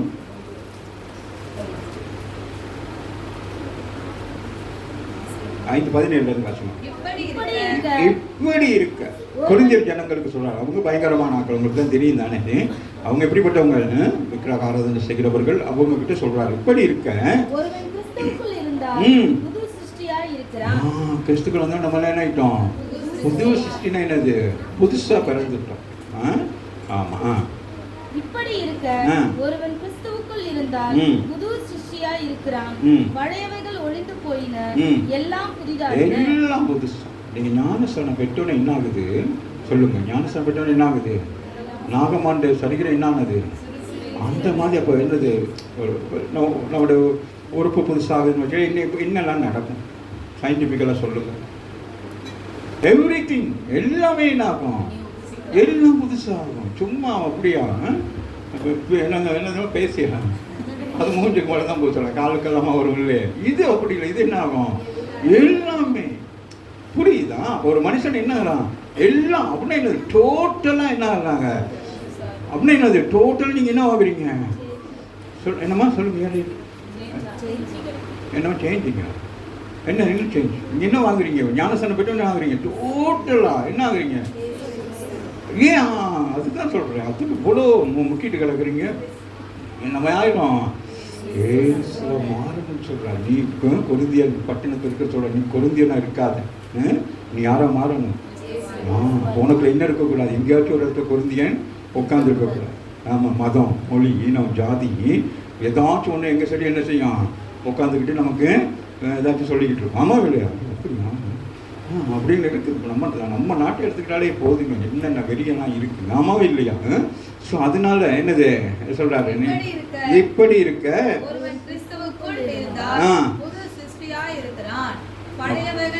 ஒளிஞ்சு போச்சு, பழசு என்னது ஒளிஞ்சு போச்சு. சொல்லுங்க, பழசெல்லாம் ஒளிஞ்சு இருக்கக்கூடாது. திருவிழந்துக்கு வரக்குள் பழசு ஏதாச்சும் வச்சுக்கிட்டு வரக்கூடாது. உங்க மன கஷ்டப்பட்டு பண்ணுவோம். அப்படி ஏதோ உங்களை பொறுத்த வரைக்கும் நீங்கள் அதில் என்ன ஆகிடணும், ஃப்ரீ ஆகிடணும். நான் எனக்கு இதில் என்னென்ன இல்லை அப்படின்னு வச்சுக்கணும். உள்ளுக்கு கசப்புகள் வச்சுக்கிட்டு இருக்கக்கூடாது. சரியா? வாசிங்கடா. தேவனாலே உண்டாயிருக்கிறது. அவர் இயேசு கிறிஸ்துவை கொண்டு நம்மை நம்மோடு ஒப்புரவாக்குதலின் ஊழியத்தை எங்களுக்கு ஒப்புக் கொடுத்தார். அது என்னவெனில், தேவன் உலகத்தாருக்கு பாவங்களை எண்ணாமல் கிறிஸ்துவுக்குள் அவர்களை தமக்கு ஒப்புரவாக்கி பாவங்களை சொல்றார். ஏனெனில் தேவன் உலகத்தாருடைய பாவங்களை எண்ணவே. மனுஷன் யாரு? ஆரம்பத்துல என்னது, அவன் பாவம் செய்ய வேண்டாம். ஆமா இல்லையா? ஆதியாகமம் 5ஆம் அதிகாரத்துல என்ன சொல்றாரு, இவர்களை படைத்தபடினால மனஸ்தாபப்படுற அப்படி இவன் ஒண்ணுமே பண்ண முடியாது. ஆமா இல்லை? ஆனாலும் தேவன் உலகத்தாருடைய பாவங்களை எண்ணாமல் கிறிஸ்துவுக்குள் அவர்களை தமக்கு ஒப்புரவாக்கி நம்மளெல்லாம் என்ன செய்கிறாரு, உலகத்தார் சொல்லி வெறுக்கல, புறஜாதி என்று வெறுக்கல. நம்மளை என்ன செய்யறாரு, இவனும் நான் தான் என்ன செஞ்சேன், உருவாக்கினேன். ஆமா இல்லையா? அப்ப புறஜாதின்னு சொல்ற நம்மளை என்ன செஞ்சிருக்காரு, யூதர்களுக்கும் இஸ்ரவேலுக்கு ஈக்குவலா நம்மளை என்ன செய்யறாரு, உருவாக்குறாமின்னு சொல்லுங்க. அதுதான் சொல்றாரு. நம்மளை ஒதுக்கி விட்டு தான் நம்மளை எங்க விளைஞ்சிருக்கோம் யோசிச்சு பாருங்க. இன்னைக்கு நம்ம எப்படி இருக்கிறோம், ஆவிக்குரிய இஸ்ரவேலாக இருக்கும். அவர்கள் இஸ்ரவேலர்கள், அவர்களே ரட்சிக்கப்பட்டு இன்னும் ஞானஸ்தானம் பெறாமல் இருக்கையில நாம எப்படிப்பட்டிருக்கிறோம், அதிகம் இன்னும் கொஞ்சம் என்னது மேலே, என்னது ஞானஸ்தானம் பெற்றது மட்டும் இல்லை, மேலே என்னது ஆவின் அபிஷேகம் பெற்றிருக்கிறோம். ஆமாம் இல்லையா? வாசிங்களா பாருங்கள். கிறிஸ்துவுக்குள் தேவன் என்ன செய்யறாரு, கிறிஸ்துவ இதற்கு அனுப்பி இருக்கிறாரு. புறஜாதியாக உங்களை என்னையும் ரட்சிக்கும்படியாக பவுலை தெரிந்து கொண்டு பவுல் மூலமாக கொரிந்தியர் பட்டினத்திற்கு ஜனங்களுக்கு சொல்றாரு, நீங்க ரட்சிக்கப்படுவது எப்படி, கிறிஸ்துவுக்குள். அப்படி மரணத்துக்குள், அப்படி உயிர்த்தெழுதலுக்குள் நீங்க என்ன செய்யப்படுறீங்க, ரட்சிக்கப்பட்டு ஞானஸ்தானம் பெற்று அபிஷேகம் பெற்று பரலோக ராஜ்யத்துக்கு சொந்தக்காரராக மாறுறீங்க. ஆமா இல்லையா? நீங்க ஆராய்ச்சிக்கிட்டு இருக்கீங்களே, இதெல்லாம் ஒன்றும் உங்களுக்கு என்ன செய்யாது, ஒன்றும் செய்யாது. உங்களோட பணத்தை வாங்கி செலவழிச்சு விட்டுட்டு பேசாம இருக்கும். இங்க பணமும் இல்லை, எதுவுமே இல்லை. ஆமா இல்லையா? இலவசமா பெற்றோம், அவ்வளவுதான். ஒப்புரவாக்குறார், வசனத்தை கொண்டு ஒப்புரவாக்குறார். வா, பாவத்தை மன்னிச்சுட்டேன், வா. அது எனக்கு இது சொல்லிட்டே உலகத்துக்குள்ள ஐயோ இது இருக்கு அவர் எல்லாத்தையும் என்ன செய்வார். அதை பாருங்களேன், அது என்ன, தேவன் உலகத்தாருடைய பாவங்களை எண்ண மாட்டார். இது இயேசு நடக்கிற விஷயம். இதுக்காக நம்ம என்ன செய்யறது, ஒரு லிஸ்ட் போட்டு எழுதி என்னென்ன பாவம் செஞ்சா அப்படின்னு லிஸ்ட்லாம் போட்டுக்கிட்டாருன்னா என்னது, அவருடைய வருகை வரைக்கும் லிஸ்ட் போடணும் நம்ம ஒவ்வொருத்தருக்கும். ஆமாம் இல்லையா? ஒரு பாவம் செஞ்சு 2 பாவம் செஞ்சு அப்புறமேல அப்படியே பாவம் அப்படியே போயிட்டு போயிட்டு. ஆமாம் இல்லையா? விடுங்களா, மனுஷன் தானே, அவன் அப்படிதான். நான் போட அழகா என்னது என் சாயலாக உண்டாக்கி என்னது ஆயுதம் தோட்டத்தை உட்கார வச்சு நேராக உட்காந்து பேசிக்கிட்டு அவனே போய் ஒழிஞ்சு நின்னா இவர்கள் யார், இந்த புறஜாதி யார் இவர்கள் யார் நம்மளை பற்றி தெரியவே தெரியும். ஆனாலும் நான் என்ன செய்கிறேன், இவர்களை என் பக்கம் இழுக்கும்படி இயேசுவை யூதர்களுக்கு மாத்திரமல்ல இஸ்ரவேலுக்கு மாத்திரமல்ல முழு உலகத்திற்கு ஜனங்களையும் தன்வசப்படுத்துவதற்கு இயேசுங்கிற ஒரு நாமத்தை கர்த்தர் நமக்கு அறிமுகப்படுத்தி இருக்கிறார். அவர் இல்லைன்னா நாம இன்னைக்கு எப்படியோ வாழ்ந்திருப்போம். சரியா? தேவன் உலகத்தாருடைய பாவங்களை எண்ணாமல் கிறிஸ்துவுக்குள் அவர்களை தமக்கு ஒப்புரவாக்கி ஒப்புரவாக்குதலின் உபதேசத்தை எங்களிடத்தில் ஒப்புவித்தார். ஒப்புரவாக்குதல். அப்ப நம்ம இனி பிரசங்கம் பண்ணணும்னு என்ன செய்யணும், புறஜாதிகளுக்கு மத்தியில் போயிட்டு என்ன செய்யணும், என்ன செய்யணும் பிரசங்கம். இயேசு சொல்லி இருக்கிறார், பிதாவாகிய தேவன் கொரிந்தியருக்கு சொல்லுகிறார், என்னது உங்க பாவத்தெல்லாம் எண்ண மாட்டாராம். அப்படி சொன்னோன்னே அவங்களுக்கு என்ன உண்டாயிரும், புரியுதா? அது சுவிசேஷம் அறிவிக்கிற மெத்தட் பாருங்க எப்படி இருக்குன்னு சொல்லிட்டு நம்ம சும்மா போயிட்டு போனோம், இயேசுவை அறிவிக்க வேண்டும். ஆமாவே இல்லையா? அவ்வளோதான் நம்ம வீட்டு வேலை. வேற ஒன்றும் அதனால கவனம் மூக்கில் போட்டுருக்கோங்க. சரியா? ஏன்னா அந்த வசனம் இன்னொரு முறை சொல்லுங்க நமக்கு. சொல்லுங்க, எனக்கு ஆண்டவர் சொன்னது சொல்லுங்க. ஏன் பாவங்கள் எல்லாம் என்ன இல்லாட்டி எண்ணெயெல்லாம் கொண்டு போய் மிதி மிதின்னு வச்சிருப்பார். மரத்திலிருந்து விழுந்தவன மாடு மிதிச்ச மாதிரிக்கு என்ன செஞ்சிருப்பாரு? அவ்வளோ துரோகம், எல்லா துரோகம். அக்காவெல்லாம் சர்ச்சைக்கு போயிட்டு வருவாங்க, அவங்களுக்கு ஃப்ரெண்ட்ஸ் மரோட சேர்ந்து கிண்டல். ஆண்டவர் பார்த்தாரு, இன்னைக்கு நிமிஷத்துக்கு நிமிஷம் என்ன சொல்லணும்? விட்ட மாட்டார். நம்ம ஆண்டவர் பயங்கர யாரு? என்னது? ஜோக் பேசுவார். ராமின் சொல்லு. நான் யோவான் புத்தகம்லாம் வாசிங்க. எப்படி ஆண்டவர் வாலிபன் தானே எவ்வளோ கட்டுன்னு இருந்திருப்பார் ஊழியம் செய்ய. ஒவ்வொருத்தரும் ஒன்று செய்ய நினைப்போம். உங்கள் வேலை என்ன கோவம் வரலன்னு நீங்கள் யோசிப்போம். என்ன ஐயா கோவம் வருதுன்னா இயேசுக்கே கோவம் தான் வரும். ஏன்னா அப்படி தான் ஒரு பேர் செஞ்சுட்டு அப்படி நிற்பாங்க 12 பேரும். அப்போ எதிரும் அங்கிள் நீங்கள் போய் கேளுங்க அங்கிள் அப்படின்வாங்க. இனி இயேசுவை பொறுத்த வரைக்கும் என்னது? மைண்ட் வாய்ஸ் அறிந்தவர். அப்போ இவங்க நினைக்கிறதே அவருக்கு என்ன தோணும்? தேவை நினச்சிக்கிட்டு பின்னுக்கே வாரீங்க அப்படின்னு தெரியுதா? அப்போ இவ்வளோ உதாரணம் இருக்கும். சரியா? ஆனால் அவருக்கு தான் காலத்தில் என்ன ஆகிட்டாங்க சொல்லுங்க? ஏசுக்கு பின்னால் ஒளிஞ்சிருந்தவங்க என்ன ஆகிட்டாங்க சொல்லுங்க? ஏசுக்கு பின்னால் இருந்தவங்க என்ன செஞ்சாங்க? நான் நினைக்கிறவங்க வாயில் வரணும். அவ்வளோதான். சரி, நீங்கள் சொல்லுங்க. ஏசுக்கு பின்னால் இருந்தவங்க என்ன ஆகிட்டாங்க? என்னவா? சரியா சொல்லணும். என்ன ஆகிட்டாங்க? அதுதான் அவரை போல ஆகிட்டாங்க. அவ்வளோ. அதுக்கு பிறகு அதுவும் பார்க்குறேன். நீ இயேசுவில் தானே இருந்த? யாரை பார்த்து? பேதுருவை பார்த்து கேட்குறாங்க. இயேசுக்கு எத்தனை வயசு? 30. பேதுருக்கு 40 50 வயசு. ஆனால் எப்படி இருக்கிறாரு? இயேசுவை போல என்ன போல இருக்கிறாரா அவராமின்னு சொல்லி. ஆமாம் இல்லை? இயேசுவை பெற்றுக்கொண்டா நம்ம எப்படி இருக்கணும்? அவரை போல இருக்கணும். அதை விட்டுட்டு ஏன் இப்படி நொட்டி வாரீங்க? அது வாசமா தேவன் உலகத்தாருடைய பாவங்களை எண்ணாமல் என்ன சொல்லுங்க சொல்லுங்க பிள்ளைங்களா? கிறிஸ்துவுக்குள் அவர்களை கிறிஸ்துக்குள்ள நம்மள கொண்டு வந்துட்டார். வாங்கடா எல்லாரும் செய்யுங்க. வாங்கடா வாங்கடா. அது வேணாம். நீங்க அதெல்லாம் யோசிக்காதீங்க. உங்களுக்காக ஒருத்தர் வந்துட்டார். உங்க மாதிரி ஒருத்தர் வந்துட்டார். அவரை நீங்க செய்யுங்க. நீங்க என்ன செய்யணும்? அவரை ஏற்றுக்கொள்ளுங்க. உங்க மாதிரி ஒருத்தர் வந்துட்டாரு. நமக்கு பிதாவை தேவனை பார்த்துருக்கோமா? இல்லை. ஆனால் இயேசுவை அன்றைக்கு கண்டார்கள். ஆமாவே இல்லையா? இன்றைக்கு நீங்க காண்றீங்களா? எப்படி காண்றீங்க? எப்படி காண்றீங்க? எப்படி காண்றீங்க? நான் இயேசு, அதனால நான் என்னை காண்கிறேன். நீங்க உங்க கண்ணாடியில போய் நீங்க உங்களை பாருங்க. நீங்க தான் இயேசு. அப்படி யோசிக்கணும். சும்மா யோசிச்சுக்கிட்டு வா ஆவி கொட்டாவின்னு இருக்கக்கூடாது. நான் என்னது? நான் முதவே சொன்னேன், இயேசு நிற்கிறதுல நான் நிற்கிறேன். ஆமா இல்லையா? அப்போ நம்ம அப்படிலாம் வந்து அப்போ நமக்கு என்ன பாவம் சொல்லும்? இப்படி சொன்னாங்க அது பாவம். ஏசு மாதிரி நீ இல்லைன்னு சொல்லிட்டு என்ன செய்யும்? இந்த பாவம் சொல்லும். ஆமா இல்லையா? இல்லை நான் என்னது? அவரையும் எப்படி ஏற்றுக்கொண்டீங்க? அப்போ ஏற்றுக்கொண்டா என்ன ஆகணும்? மனவாளன் மனவாட்டி. அப்போ மனவாட்டி எப்படி இருக்கணும்? அவருக்கு ஒப்பனை. அதனாலே பவுல் பாருங்களேன், அவர் எப்படி சொல்றாரு? என்னை பின்பற்றுங்களா? நான் என்ன செய்கிறேன்? நான் இயேசுவை பின்பற்றுறேன். அவருடைய அச்சு அடையாளங்களை அப்படின்னா என்னது? வீட்டுக்கெல்லாம் போயிட்டு பவுல் என்ன செஞ்சார்? முடியெல்லாம் வளர்த்து தாடியெல்லாம் வச்சுக்கிட்டு குடியெல்லாம் வச்சுக்கிட்டு கையில் கம்பு வச்சுக்கலாம். இல்லை என்னது? அச்சு அடையாளம் என்னது? குணாதிசயங்கள். அப்படியே ஆதியிலே ஆதாமை உருவாக்கப்பட என்ன இருந்தது? அந்த குணாதிசயங்கள் யாருக்குள்ள இருந்தது? தெய்வனிடத்திலிருந்து யாருக்கு வந்தது? ஆதாமுக்கு வந்தது. அவன் ஆதாம் அதை என்ன செஞ்சான்? அதை என்ன செஞ்சான்? பாவத்தினால அதை விட்டு விலகிட்டான். ஆமா இல்லையா? இப்போ திருப்பி வருது. எங்கிருந்து? ஏசுக்குலேருந்து வருது. ராமின்னு சொல்லுங்க.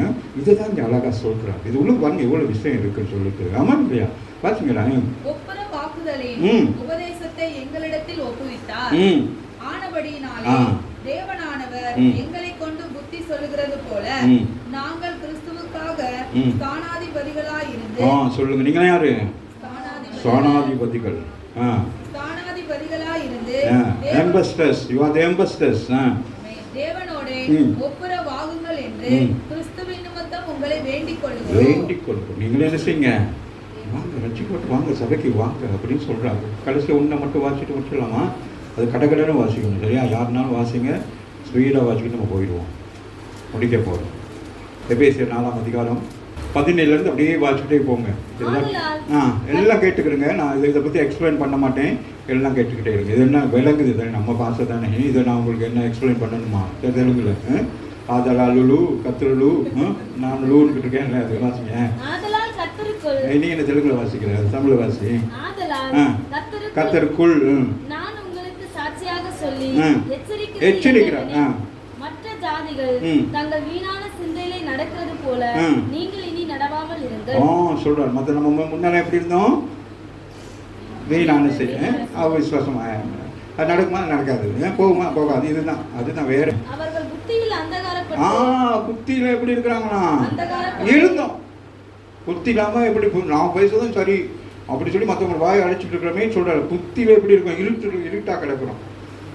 வெளியில பேச முடியல, வீட்டுக்குள்ளே பேசுறது, எல்லாரையும் சேர்த்துக்கிட்டு அவங்கள சொல்றது இவங்களை சொல்றது. அதுதான் தங்கள் இருதய கடினத்தினால் தங்களில் இருக்கும் அறியாமையினாலே தேவனுடைய ஜீவனுக்கு அந்நியராய் இருந்து. இங்க இருக்கிறாங்கண்ணா, அந்நியரா இருக்கிறாங்க. வசனத்தை சொல்லி வாசிட்டாங்க. 19 உணர்வில்லாதவர்களாய் சகலவித அசுத்தங்களையும் அவளோடு நடப்பிக்கும்படி தங்களை காம விகாரத்திற்கு ஒப்பு கொடுத்திருக்கிறார்கள். நீங்களோ இவ்விதமாய் கிறிஸ்துவை கற்றுக்கொள்ளவில்லை. கிறிஸ்துக்குள்ள என்ன இல்லை? இந்த சப்ஜெக்ட் எதுவுமே அவர் எல்லாம் வெளியிலகமா இருக்கு. அப்ப நம்மள என்ன சொல்ற? நீங்களாம் கற்றுக்கிட்டீங்க. உங்களுக்கு இது எல்லாம் சொல்லி ஞானசமம் கொடுத்துருக்கிறேன். அதுக்கு பிறகு நீங்க என்ன செய்யக்கூடாது? உங்களுக்குள்ள இந்த கள்ளத்தனமான காரியங்கள்லாம் எதுவுமே இருக்கக்கூடாது அப்படின்னு சொல்றாரா? 21 இயேசுவினிடத்தில் உள்ள சத்தியத்தின்படியே நீங்கள் அவரிடத்தில் கேட்டறிந்து அவராலே போதிக்கப்பட்டீர்கள். அவரால தான் போதிக்கப்பட்டீங்க. நான் அல்ல. நான் இந்த இடத்துல போதிக்கிறேன்னு நினைக்க கூடாது. யார் போதிக்கிறது? பரிசுத்த ஆவியானவர் இயேசுவுடைய போதனை சொல்லுகிறார். 22 அந்தபடி முந்தின நடக்கைக்குரிய மோசம் போக்கும் இச்சைகளாலே கெட்டு போகிற பழைய மனுஷனை நீங்கள் கலைத்து போட்டு சொல்றோம். அந்த பழசை என்ன செய்யக்கூடாது? சொல்லுங்களேன். அப்படியே வச்சிருப்பாங்க. இந்த சாரி கல்யாணத்துக்கு கல்யாணம் முடிச்சு எப்போ 85 வயசாச்சு. எப்போ கல்யாணம்? எப்பயும் அந்த இதை வச்சிருப்பாங்க. நூலாக இருக்கும் வீசு. அப்போதான் புதுசு வரும். ஆமாம் இல்லையா? நம்முடைய வாழ்க்கையில் புதுசு வரணுமா வரக்கூடாதா? புது வாழ்வு வரணுமா வரக்கூடாதா? புது வாழ்வு தந்தவரே, புது துவக்கம் தந்தவரே, புது வாழ்வு தந்தவரே, புது துவக்கம் தந்தவரே, நன்றி உமக்கு நன்றி முழு மனதுடன் சொல்கிறோ. நன்றி உமக்கு நன்றி மனநிறைவுடன் சொல்கிறோ. அந்தபடி முந்தின நடக்கையை மோசம் போகுமா? என்னது? பழைய மனுஷனை நீங்கள் கலைஞ்சு போடுது. பழைய மனுஷன் வேணாம், பழைய எண்ணங்கள் வேணாம், பழைய காரியங்களை திருத்தி அதெல்லாம் கெட்டு போனதெல்லாம் வாங்கி ஃப்ரிட்ஜில் வச்சிருக்கிறது. அதெல்லாம் என்னது? வியாதியை கொண்டு வரும். அம்மாவே இல்லையா? நிறைய வீட்டுகளில் ஃப்ரிட்ஜை திறந்தோம்னா உள்ளுக்கு அது இந்த சாக்கடைகள் உள்ளதெல்லாம் உள்ளுக்கு தான் இருக்கும். மாற்றி உள்ளுக்கு வச்சு அதுவுமே ஃபுல்லாக என்னது? வைரஸ் வாங்கி தின்னு அப்புறம் பிள்ளைகள் வயிற்று வலி ஓமிட் பண்ணிட்டு கிடக்குங்க. அம்மாவே இல்லையா? அது நல்லது தான். உங்களுக்கு தெரியுமா? மீன் கறியை அப்படியே சமைச்சு 6 நாளைக்கு வச்சுருந்து சாப்பிடலாம். நம்மளை போல சொல்லுங்களேன். அதுதான் சொல்ல மோசம் போக்கும், வியாதியை கொண்டு வரும். சாப்பாடெல்லாம் கவனமாக சாப்பிடணும். எல்லாமே பைபிளில் தான் இருக்குது. நம்ம ஆவிலே தான் எல்லாம் பார்க்குறது. எது இப்படி பார்த்தா ஒன்றும் விளங்காது. மாமிசத்துலையும் பார்த்தா தான் ஆவிக்குரிய காரியங்கள் நமக்கு வெளிப்படும். பழைய மனுஷனை நீங்கள் கலைத்து போட்டு போடுங்க. மனுஷியை கலைச்சு போடுங்க. உங்கள் உள்ளத்திலே புதிதான ஆவி உள்ளவர்களாகி. புதிய ஆவி. பழசெல்லாம் என்னாச்சு? ஓடிச்சு. சொல்லுங்களேன். அப்போ அது என்னது? பல ஆவிகள் இருக்குல்ல உலகத்தில். அந்த ஆவியெல்லாம் என்ன செய்யும்? இது புதுசு வந்தோன்னே என்ன செய்யும்? அதுக்கு தான் ஆவின் அபிஷேகத்தை பெறணும். அந்நிய பாஷையில் ஜெபிக்கணும். அந்நிய பாஷையில் ஜெபிச்சா என்ன ஆகும்? தேவன் கேட்பார், பிசாசானவனுக்கு தலை சுத்தும். என்ன பேசுகிறாங்க 2 பேரும்? நமக்கு தெரியாத ஒரு பாஷையை ஆண்டவர் உங்களுக்கு சொல்லிக் கொடுத்துட்டாரு. நான் பரலோகத்தில் இருக்கிற கூட எனக்கு சொல்லிக் கொடுக்கலையே. இவங்க 2 பேரும் எப்படி இருக்கும்? நீங்கள் அந்நிய பாஷையில் பேசுனா அவனுக்கு எப்படி இருக்கும்? சொல்லுங்களேன்.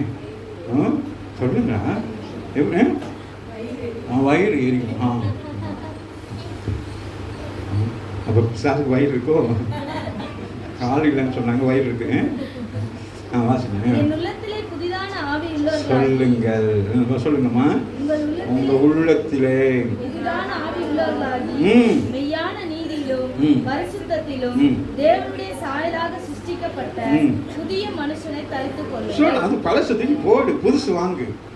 அதே தான். சில பேர் அதே கலர் பச்சை சாரின்னா சாகிற வரைக்கும் பச்சை சாரி தான்.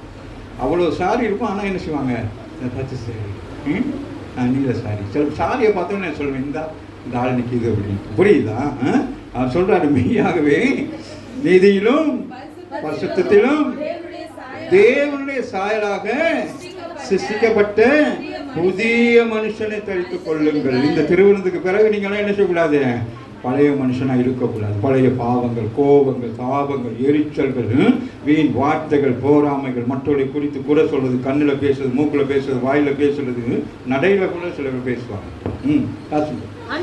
அன்றியும் எப்படி சொல்ல, நீங்க எப்படி இருக்கீங்களா, அவயங்கள்.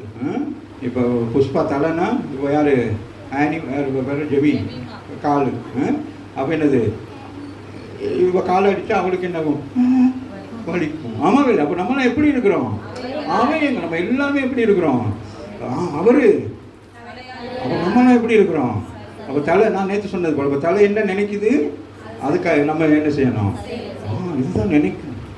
இதுக்குள்ள வேறு எதுவும் இருந்துச்சுன்னா என்ன செய்யும், என்ன கொட்டு குட்டு வரும், ஒரு அடி ஒன்று அடி அப்படின்னு என்ன செய்யும், இது பேசு, இது சொல்லும். உடனே அடிச்சிடக்கூடாது, கொண்டு போய் போலீஸில் பிடிச்சி கொடுத்துருவாங்க. யோசிப்போம். தெரியுதா? அப்படியெல்லாம் இருக்கு நிறைய விஷயங்கள். உங்களோட பேசிக்கிட்டு தான் டைம் போகாது. வாசிங்களா? சொல்லுங்கம்மா. நம்ம எல்லாம் ஒரு அவயம் தான். இந்த கை சரியில்லைன்னா இந்த கையை வெட்டி வீசிக்கும்.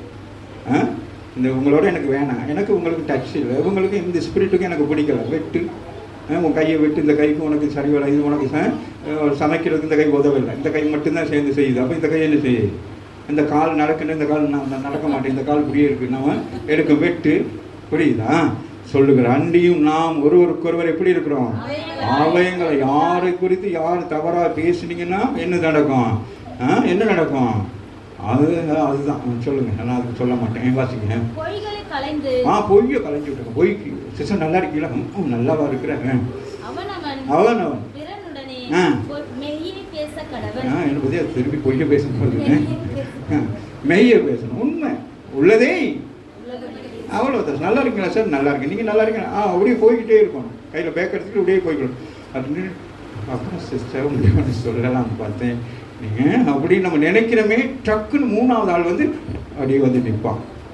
நின்றுட்டு என்ன செய்வான், எனக்கு ரெண்டு பேரும் பேசுகிறத கேட்டு அவன் என்ன செய்வான், எல்லாருக்கும் சொல்லுவான். அது அப்படியே வரும் பிள்ளைகளா, நீங்கள் நினைக்கிற மாதிரி. சார் அன்றைக்கி நாங்கள் கடைக்கு போயிருக்கோம், நான் அப்படி இல்லை, ஆனால் அந்த சிஸ்டர் உங்களை பற்றி இப்படி சொன்னாங்க சார், பத்தி இப்போ வயிறு எரியாது, இப்போ முழு உடம்பும் பத்தி எரியும். வாசிங்க.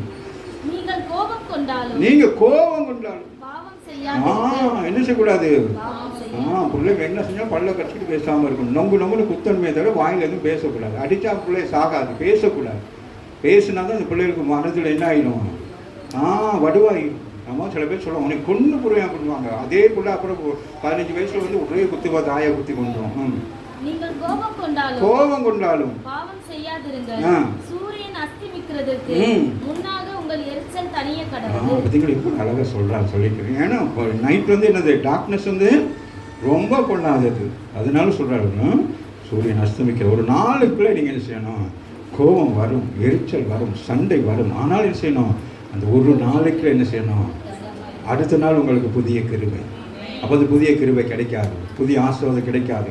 இந்த அதிகாலையில் தேடினா அது ஒன்றுமே உங்களுக்கு கிடைக்காது. கண்டிஷனாக சொல்கிறார், ஆவிக்குரிய சபைக்கு வருகிற பிள்ளைகள் என்ன செய்யக்கூடாது அப்படின்னா என்னது, என்ன பிசாசு வீட்டுக்கு வீடு வந்து நிற்கிறான் கும்ப வச்சுக்கிட்டு, என்னது அவனுடைய எண்ணங்களுக்கு இடம் கொடுக்காதீங்க. தவறான வார்த்தைகள் வர்ற இடத்துல நீங்கள் என்ன செய்யணும், சரி சிஸ்டர் நான் போயிட்டு வரேன் சிஸ்டர், எனக்கு காய்ச்சல் வர மாதிரி இருக்குன்ட்டு அந்த இடத்துல கடந்து போயிடுமே தவிர என்ன செய்யக்கூடாது, அங்கே நிற்கக்கூடாது. யாரையா உங்களை பற்றி பேசுகிறாங்களா பேசுங்க, என்னை பற்றி பேசுகிறாங்களா நான் நிற்கலாம். என்னை தவிர இன்னொருத்தரை பேசுனா என்ன செய்யணும், மூணாவது ஆளை பற்றி பேசுனா 4வது ஆள் வந்து நிற்பான். அது 5வது ஆள்கிட்ட சொல்லி 6வது ஆள் வந்து நம்மளுக்கு பெரிய பிரச்சனையை கொண்டு வந்துடும். அதனால சொல்லணும், பிசாசுக்கு ஒதுங்கி போங்க, வீண் பிரச்சனைகளுக்கு ஒதுங்கி போங்க, சண்டைக்கு ஒதுங்கி போங்க, தேவையில்லாத காரியங்களுக்கு நான் போய்ட்டு தலையை கொடுக்காதீங்கன்னு சொல்கிறார். அதுதான் சொல்கிறேன் பிசாசுக்கு. ஆமாம், அது அவன் எங்கே வருவான், நேரடி எங்கே வருவான் சொல்ல முடியலனா இங்கே தான் வருவான். ஆமாம், வந்துட்டானா அவ்வளோதான், அவனுக்கு இடம் கொடுத்துட்டிங்கன்னா அவ்வளோதான், அவன் என்ன வேணாலும் செய்வான்.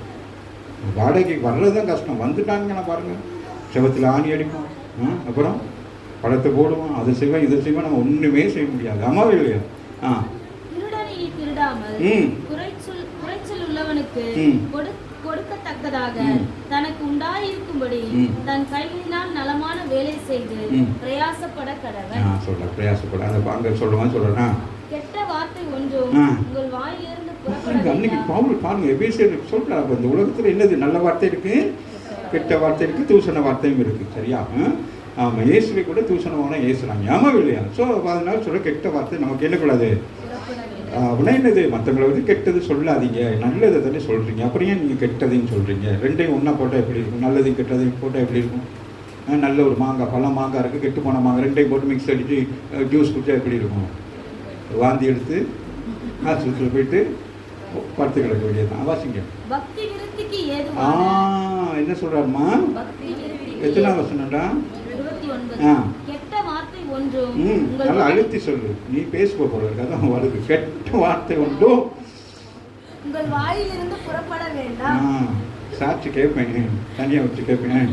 பக்தி விருத்திக்கு ஏதுவான நல்வார்த்தைகள் உண்டானால் அதை கேட்கிறவர்களுக்கு பிரயோசனமா இருக்கும்படிக்கு பேசுங்க, வேதத்தை குறித்து பேசுங்க, பைபிளை பத்தி பேசுங்க. கொஞ்சம் நேரம் உங்களோட பேசுனேன், இதுல ஏதாச்சும் ஒரு காரியத்தை எடுத்து பேசுங்க. இப்படிலாம் இருக்குன்னா இப்படிலாம் இருக்கும் அப்படின்ட்டு பேசணும். அன்றையும் நீங்கள் மீட்கப்படும் நாளுக்கென்று முத்திரையாக பெற்ற தேவனுடைய பரிசுத்த ஆவியை துக்கப்படுத்தாதீர்கள். என்ன சொல்லிட்டாரு? பரிசுத்த ஆவி என்ன சொல்லக்கூடாது? ஞானஸ்தானம் பெற்ற பிள்ளைகள் இதில் வந்து பானம் பண்ணுகிற பொழுது ஏனோ தானோன்னு இருக்கக்கூடாது. சபை கட்டுப்பாடு இருக்குது. சபைக்கு வருகிற விஷயம் நான் எவ்வளோ காரியம் உங்களுக்கு சொல்கிறேன். நீங்கள் நினைக்கிறீங்க என்னமோ சும்மா அப்படின்ட்டு நான் பரிதாபப்பட்டு கொடுக்குறேன்னு நினைக்காதீங்க. இது உங்களுக்கு பாவம். ஓய்வு நாளை அனுசரித்து ஓய்வு நாளில் வந்து இங்கே நடக்கிற எல்லாவற்றையும் கலந்து கொள்ள வேண்டும். இது எனக்கு இதில் எனக்கு எந்த ஒரு பெனிஃபிட்டும் இல்லை. ஆமாவே இல்லையா? நீங்கள் வர்றதுனால எனக்கு ஒன்றும் இல்லை, ஆனால் உங்களுக்கு நஷ்டமாகக்கூடாது. நீங்கள் வந்தாலும் வராட்டிங்க நடக்கும், யார் இருந்தாலும் இல்லாட்டியும் ஊழியங்கள் நடக்கும். ஆனால் நீங்கள் என்ன செய்யக்கூடாது? பரிசுத்த ஆவியை துக்கப்படுத்தக்கூடாது. நீங்கள் வீட்டில் இருந்தால் யோசிச்சு பாருங்கள், ஞாயிற்றுக்கிழமை சபைக்கு வரலை, இங்கே ஏதோ ஒரு ப்ரோக்ராம் நடக்குது, கேள்விப்பட்டுட்டு பேசாமல் வீட்டில் இருந்தால் எப்படி இருக்கும்? யோசிச்சு பாருங்கள். உங்களுக்குள்ள இருக்க பரிசுத்த ஆவியை என்ன செய்வார்? சொல்லுங்களேன். இப்போ ஒரு உதாரணத்துக்கு ஒட்டுமே ஏதோ ஒரு ஃபங்க்ஷனுக்கு போகிறதுக்கு எல்லாம் ரெடியாச்சு, பிள்ளைகிட்ட சொல்லிட்டீங்க நாளைக்கு எல்லாம் போவோமா, நம்மெல்லாம் போவோம் என்ன அப்படின்ட்டு காலையில் பேசாமல் அப்படியே உட்காந்து இந்த பிள்ளைகள் உடுப்பெல்லாம் இன் பண்ணி வச்சுட்டு எல்லாம் ரெடி பண்ணிவிட்டு பக்கத்தில் எல்லாம் சொல்லிச்சு நாளைக்கு நாங்கள் இதுக்கு பீச்சுக்கு போகிறோம் அப்படின்லாம் சொல்லிடுச்சு. காலையில் கண்டு காணாத மதிக்கிறதுல அந்த பிள்ளைகள் எப்படி இருக்கும்? கேட்கும் பயம், பட்டுன்னு அடிச்சிடுவாங்க. அதனால என்ன செய்யுங்க? அப்படியே இருக்குங்க இல்லையா? அப்படி கேட்குங்க, அந்த சப்ஜெக்டே இவங்க மறந்துடுவாங்க. ஆமாம் இல்லையா? அதுபோல தான் பரிசுத்த ஆவியானவர் அவர் என்ன செய்வார்? அவர் துக்கப்படுவார். வர மாட்டேங்குது தெரியுதா? அவருக்கு பயங்கரமாக இருக்கும். அவருக்கு ஆண்டவர் என்ன கிளம்பலையா தெரியலையே, புரியுதா? யோசித்து பாருங்க பிள்ளைகளாக. அதனால சொல்றாரு, அண்டியும் நீங்கள் மீட்கப்படும் நாளுக்கெண்டு முத்திரையாக பெற்ற தேவனுடைய பரிசுத்த ஆவிக்கு என்ன செய்யக்கூடாது? நியாய தீர்ப்புல பரிசுத்த ஆவியானவர் சொல்லுவார், நான் சொன்னேன் கேட்கல, என்னையும் போட்டு துன்பப்படுத்தி நானும் உங்களை வந்து பார்க்க முடியாதபடிக்கு என்ன செய்யும்? இதுகளுக்கு என்னது? ராஜ்யமே தேவையில்லை, அந்த பரிசுத்த ஸ்தலமே தேவையில்லை, போட்டு கீழே அனுப்பிவிடுங்கன்னு அனுப்பிவிட்டுருவாரு. அப்போ நியாயத்திற்கு நேரம் தான் அவங்க 3 பேர் சேர்ந்து நல்ல கேம் கொடுப்பாங்க. வாசிங்க. கோபமும் மற்ற எந்த துர்க்குணமும் உங்களை விட்டு நீங்க கடவுது. எபேசியருக்கு என்ன சொல்றாரு? சகல விதமான கசப்பு, கோபம், மூர்க்கம். பாருங்க, கசப்பு வந்துச்சுன்னா என்ன வரும்? கோபம் வரும். கோபம் வந்துட்டா மூர்க்கம் வரும். அடுத்து ஏய் போ அப்படின்னு கூக்குறது. கூக்குரல் வந்துடும் தூசணும். ஆண்களை ஒரு அழகாக எழுதியிருக்காங்க. சகல விதமான முத உண்டாகிறது என்னது? கசப்பு உண்டாகும். அப்புறம் என்ன உண்டாகும்? அது கணக்கும் வருது, கோவம் வருது. சும்மா இரு, நீ ரொம்ப பேசிக்கிட்டீங்கன்னா எனக்கு கோவம் வரும் அப்படின்னுட்டே இருக்குன்னா டக்குன்னு என்ன வந்துடும்? கோவம் பெருசாக வந்தோன்னு என்ன வரும்? என்ன எங்க கத்தி எடு, கம்பை எடு, கோடாரி எடு, அமவில்லையா எங்க அந்த உருளைக்கட்டை எடு. அப்புறம் கத்துறது, கத்துனோன்னு இங்கிலீஷ் வந்துடும். ஹலோ சொல்லுங்க பிள்ளைங்களா, இது எப்படி நடக்கும்னா வித்தின் ஒரு 5-3 மினிட்ஸ் நடந்து முடிஞ்சிடும். அப்புறமேல நானா சாரி, நான் அப்படி செய்ய மாட்டேன், ஐயோ, அவன் வந்துட்டு ஓடி போயிடுவான். கலகக்காரன் யாரை விழுங்கலாம் என்று சொல்லி வகைத்தேன். அதனால தான் சொல்றாரு, பிசாசுக்கு அவன் தான் இதெல்லாம் கொண்டு வருவான். கசப்பை கொண்டு வந்து வச்சிருப்பான். கசப்பு ஒன்று வாங்கினா ஒன்று ஃப்ரீ, கோபம் ஒன்று வாங்கினா ஒன்று ஃப்ரீ, ஆடி தள்ளுபடி, மூர்க்கம்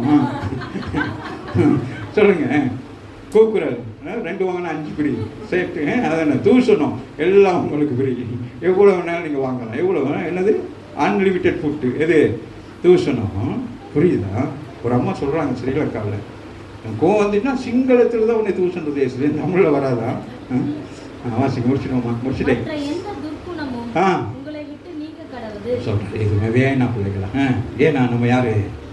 கிறிஸ்துக்கு அடையாளம். வேறு ஒன்றுமே இல்லை. ஞானஸ்தானம் பெற்ற பிள்ளைகள் என்னது? இது ஒன்றுமே யாருக்கிட்ட இல்லை. கசப்பு இருந்துச்சா, கோபம் இருந்துச்சா, மூர்க்கம் இருந்துச்சா, கூக்குரல் இருந்துச்சா, தூசணம் இருந்துச்சா, எதுவுமே. நமக்கு இதெல்லாம் என்னது வச்சுக்கிட்டு இருக்கிறோம். இன்னைக்கு என்ன செய்கிறோம்? அப்போ அது இல்லாமல் என்னம்மா துருக்கணும், சரியா? அப்போ நம்மகிட்ட என்ன இருக்கணும்? நட்புணும், சரியா? ஒருவருக்கொருவர் மன உருக்கமாயும் இருந்து கிறிஸ்துவுக்குள் தேவன் உங்களுக்கு மன்னித்தது போல நீங்களும் ஒருவருக்கொருவர் மன்னியுங்கள். அவ்வளவுதான், சாப்டர்ஸ் க்ளோஸ். ஒருத்தருக்கு என்ன செய்யணும்? மன்னிப்போம். மன்னிச்சுட்டு இந்த திருவிழுக்கு நேராக வரும். கொஞ்சம் நேரமாயிட்டு நான் சீக்கிரமாக முடிச்சிடும், சரியா? ஒருவருக்கு யாராவது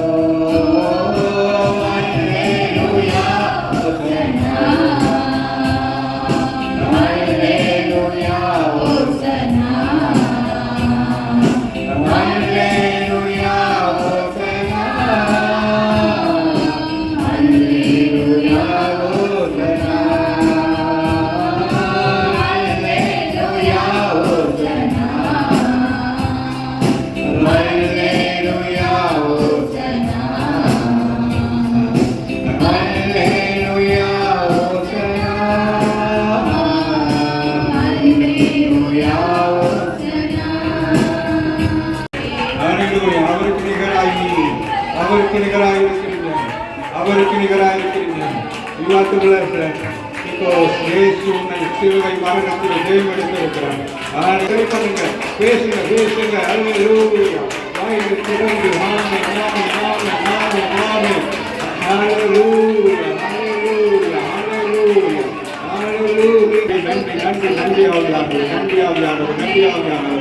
நன்றி ஆமே. நாம் எல்லாரும்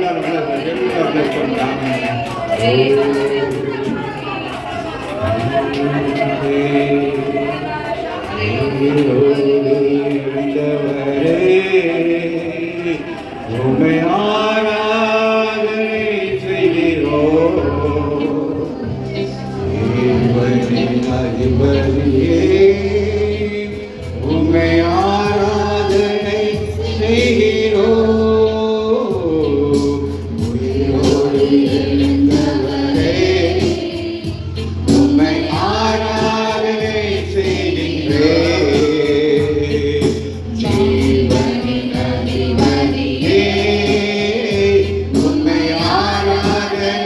Hey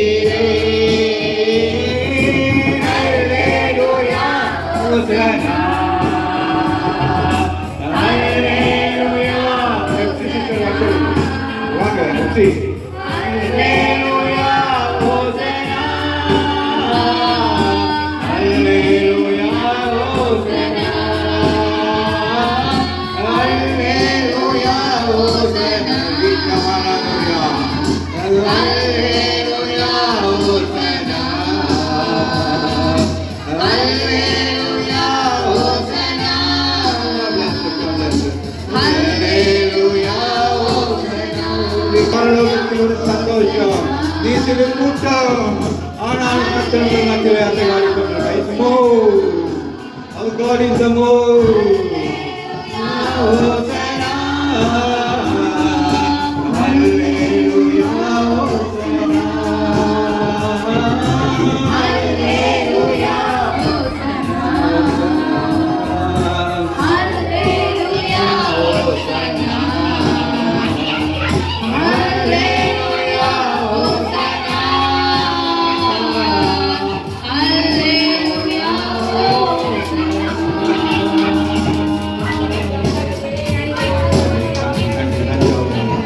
நன்றியோடு பேசுகிறேன். நன்றி உள்ளத்தோடு நன்றி தரேன். நன்றி நன்றி ராஜா நன்றி